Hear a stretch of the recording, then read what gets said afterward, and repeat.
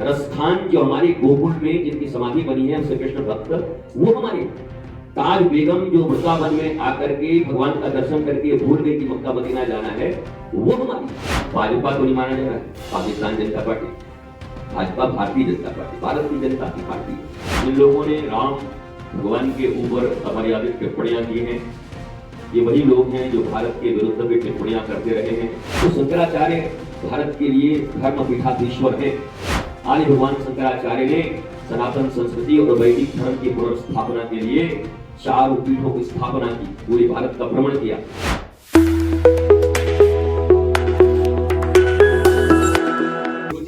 अयोध्या तो कंप्लीट हो गई श्री राम की मंदिर, इसके बाद क्या आप मथुरा और काशी के जो नारे और विश्व हिंदू परिषद भी करा के अब चुप नहीं बैठेंगे, आगे इसे लेकर तैयारी शुरू करेंगे, तो आप क्या कहेंगे इस पर? देखिए, आज 22 तारीख को अयोध्या जी में बहुत भव्य महोत्सव है।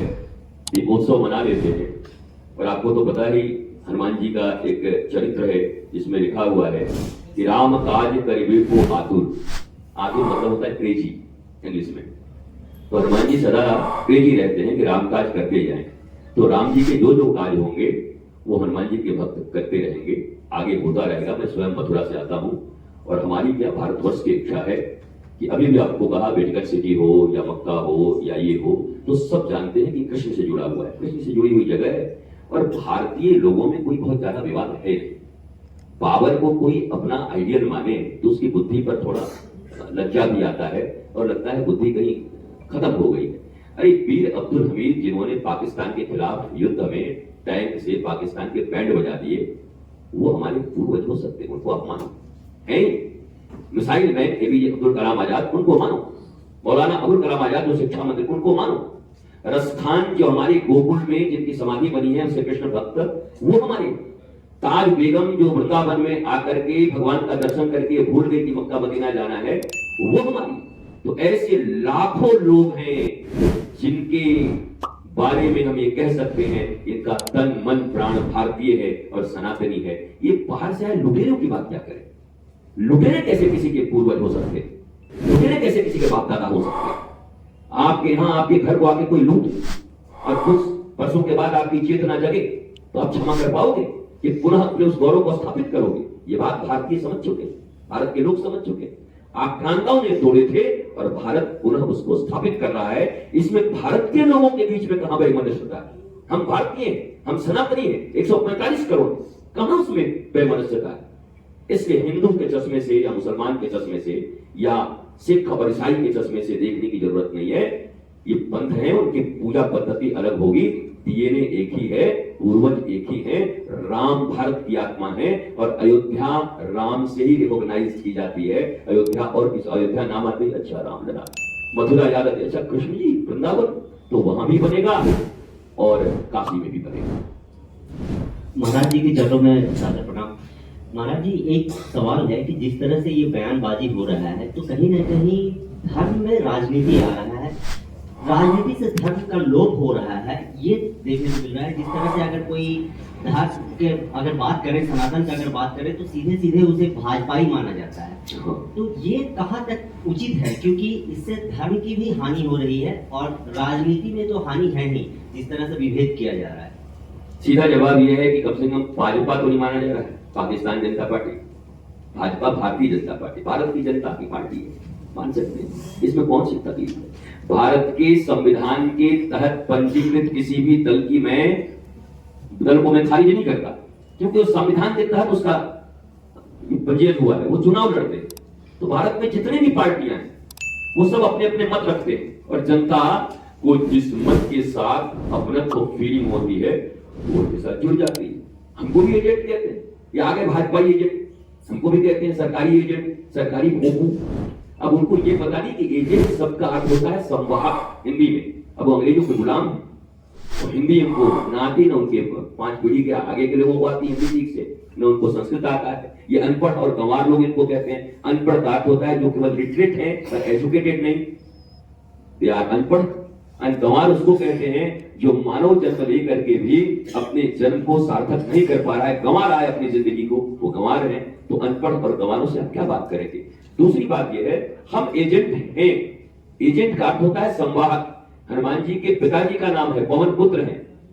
पवन भी संवाहक है। अभी भी मैंने कहा गुलाब की खुशबू को आपके नाकों तक ले जाने के लिए पवन देव भी एजेंट का काम करते हैं। अरे जब भगवान हनुमान जी के पिताजी को एजेंट कहलाने में विरोध नहीं है और लज्जा नहीं है, तो हम भी गर्व से कहते हैं कि भारतीय हित में, भारत की जनता के हित में, राष्ट्र के हित में, श्री राम के लिए और वसुधैव कुटुंबकम की अवधारणा मानने वाले संस्कृति के प्रचार और प्रसार के लिए मुझे एजेंट कहा जाता है, तो मैं गौरव से अपने आश्रम पर लगा दूंगा एजेंट रितेश्वर।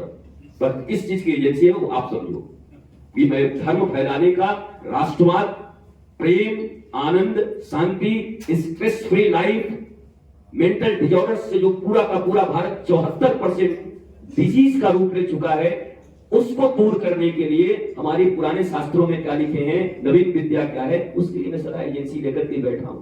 और मैं तो भी कुछ कम जगह पर लिया हूं, पूरी दुनिया में एजेंसी लेने की तैयारी में, कि पूरी दुनिया का एजेंसी मेरे पास आ जाए, ये प्रेम बांटने का, आनंद बांटने का और भारतीय सनातन संस्कृति के हवा को लोगों तक पहुंचाने का। तो ये सीधी बात है। ज्ञान के अभाव में लोग कोई आप एजेंट हैं, आगे लड़ पड़ता है, हमको आप एजेंट बोलेंगे। अरे स्वीकार करिए ना, हाँ हाँ मैं एजेंट हूं भारत की जनता के हित का, भगवान राम की जय जयकार का, स्ट्रेस फ्री लाइफ जीने का। जैसे 70 साल तक भारतीय सांप्रदायिक कहलाने से डरते रहे हमारे प्रदेश के मुख्यमंत्री, जब सांसद थे श्रीमान योगी आदित्यनाथ जी, हमारी मुलाकात होती नहीं थी, हम बैठ के बातचीत कर रहे थे, बोला ये सांप्रदायिक पत्रकार लोग सांप्रदायिक समझ। हमने कहा हम लोग भी अपना जवाब देंगे। क्या जवाब होगा? हमारे शास्त्र में लिखा है सम्यक प्रकार से पूर्वजों के द्वारा अपने आने वाली पीढ़ियों को प्रदत्त ज्ञान को ही संप्रदाय कहते। प्रदान, सम्यक प्रकार से प्रदान करने की विधि को संप्रदाय कहते हैं।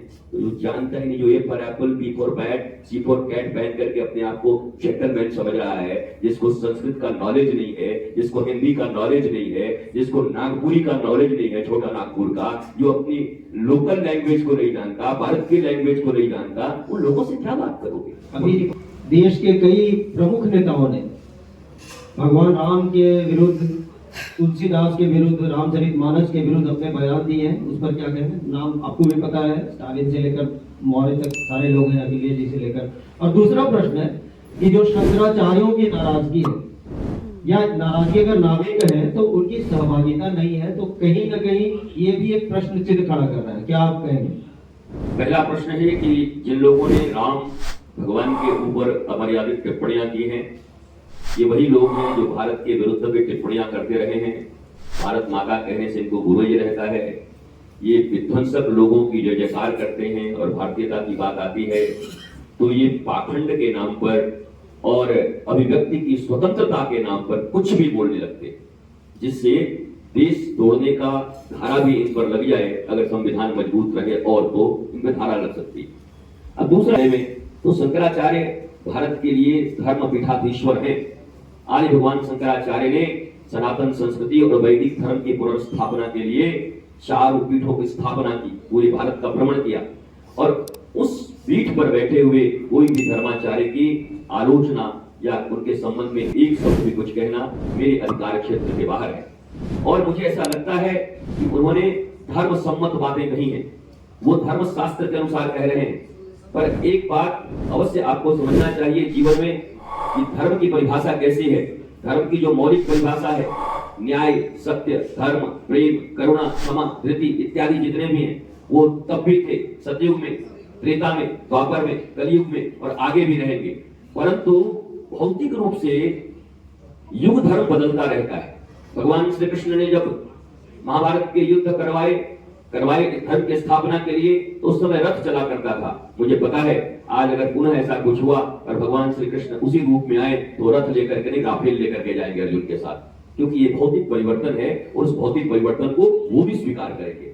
तो भौतिक रूप से जो परिवर्तन हुआ है और जो मौलिक रूप से धर्म है, इसके बीच में कहीं कोई संदेह की संभावना नहीं है। युगानुकूल धर्म बदलते रहते हैं, वो धर्मशास्त्र की बातें करते हैं जो पूर्णतः सत्य है। हो सकता है वर्तमान जो संस्था है, सरकार है और भारतीय युगानुकूल इस राष्ट्र धर्म के पुनरुत्थान का कोई समय न दिखा जाए, बल्कि ये तो काशी के विद्वानों के द्वारा ही निकाला गया। तो मैं इस विवाद में नहीं जाना चाहता। उन शंकराचार्यों को भी प्रणाम करता हूं। वो भारतीय धर्म की ध्वजा है और भारतीय सरकार और भारत के प्रधानमंत्री नरेंद्र मोदी जी जो भारत माता के सपूत हैं, हमारे प्रदेश के मुख्यमंत्री योगी आदित्यनाथ और वो सैकड़ों लोग जिनका आज आपको नाम लेना पड़ेगा, चाहे वो राष्ट्रीय स्वयं सेवक संघ हो, चाहे उनके विश्व हिंदू परिषद हो, चाहे ये जो भी लोग हो, जिन लोगों ने सड़कों पर गालियां सुन सुन के राम मंदिर के लिए काम किया, उपेक्षित होकर के काम किया, इनको लोग ऐसी निगाह से देखते थे, ये आ गए फिर ये झंडा वाले पहुंच गए, इन लोगों का कोई काम नहीं है। उन्होंने गालियां सुनी, पर आज उन्हीं के दम पर और उनके बलिदान पर भारत माता के अयोध्या में भारत माता का सर्वश्रेष्ठ राष्ट्र मंदिर राम मंदिर का निर्माण हुआ है। और उनकी प्राण प्रतिष्ठा का अर्थ है भारतीयों ने अपने प्राणों को श्री राम जी के चरणों में अप्रतिष्ठित कर दिया। हमारे प्राण भी श्री राम और हमारी प्रतिष्ठा भी श्री राम, हमारी प्राण भी भारत माता और हमारी प्रतिष्ठा भी भारत माता। इसलिए भगवान शंकराचार्य, गुरु शंकराचार्य वो सब प्रधानमंत्री जी को आशीर्वाद देंगे, मुझे पक्का विश्वास है। उन्होंने धर्म संबंध कुछ बातें उठाई हैं। वादे वादे जायते बोधा, हमारे यहाँ है उपनिषद में कि वाद करने से धीरे धीरे बोध होता है। तो ये विवाद नहीं है, ये वाद है। वाद और विवाद में बड़ा अंतर होता है। धर्म में विवाद का स्थान नहीं है, वाद होता है।